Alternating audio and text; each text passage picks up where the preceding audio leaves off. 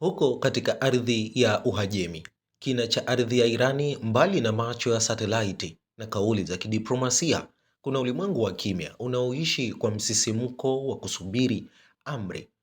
Huko chini ya milima na majangwa, makombora ya balistiki ya Irani yamelala tayari, si kama silaha tu, bali kama lugha ya mwisho ya taifa linalokataa kutishwa.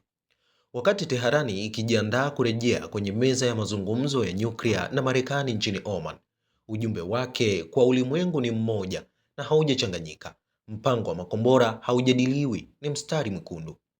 Vita vya siku 12 kati ya Irani na Israeli mnamo Juni 2025 vilibadilisha kabisa mizani ya hofu katika Mashariki ya Kati.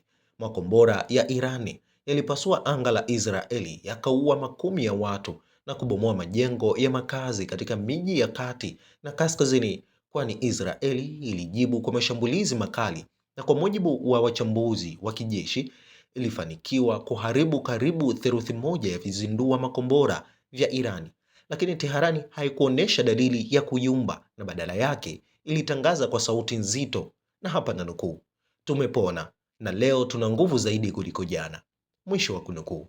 Kombora la balistiki ni silaha inayopaa angani kwa nguvu ya roketi, kisha kushuka kwa mwendo wa mvuto wa dunia, likibeba vilipuzi hatari kwa mataifa ya Magharibi. Makombora ya Irani yanaonekana kama tishio la moja kwa moja kwa usalama wa eneo, na kama njia inayoweza kutumika kubeba silaha za nyuklia endapo Irani itachagua mwelekeo huo, kwani Irani hata hivyo imekuwa ikikanusha mara kwa mara nia yoyote ya kutengeneza bomu la atomiki.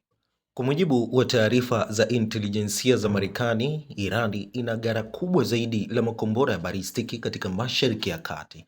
Kwa hiari yake yenyewe imejiweka kikomo cha umbali wa kilomita 2000, umbali unaotosha kufikia Israeli kutoka maeneo mengi ya Irani. Makombora haya hayahifadhiwi juu ya ardhi, yamefichwa katika kile kinachoitwa miji ya makombora ya chini ya ardhi inayopatikana katika majimbo kama Kermanshah, Semnan na karibu na Ghuba ya Uajemi. Mtandao wa vichuguu, maghala na vizindua vilivyofichwa.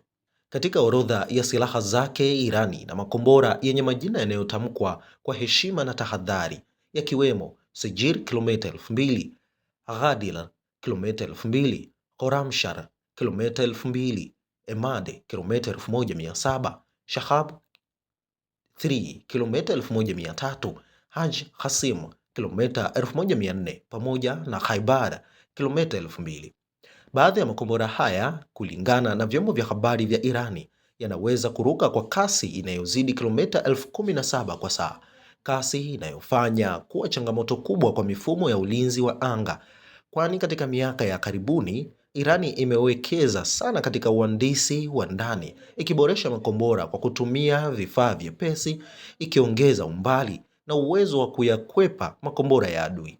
Mnamo 2023, Teherani ilitangaza kile ilichokiita kombora lake la kwanza la hypersonic, silaha inayoruka kwa kasi zaidi ya mara 5 ya sauti na kubadilisha mwelekeo wake angani, sifa inayofanya iwe vigumu sana kuizuia, kwani wataalamu wa Magharibi wanasema mpango huo umejengwa juu ya misingi ya teknolojia kutoka Korea Kaskazini na Urusi, huku China ikitajwa kutoa msaada wa kiteknolojia kwa njia zisizo rasmi. Tofauti na mataifa mengine, Iran imeonyesha kuwa makombora yake si ya maonyesho pekee. Iliyatumia dhidi ya wanajeshi wa Marekani Iraq mwaka 2020 kufuatia kuuawa kwa Jenerali Qasem Soleiman. Ilishambulia kambi ya Marekani Qatar mwaka 2025. Kwa onyo la mapema, ilifyatua makombora Syria, Iraq na Pakistan dhidi ya makundi ya wapiganaji, huku ikishutumiwa pia kuhusika na shambulio la 2019 dhidi ya miundombinu ya mafuta ya Saudi Arabia, tuhuma ilizokanusha.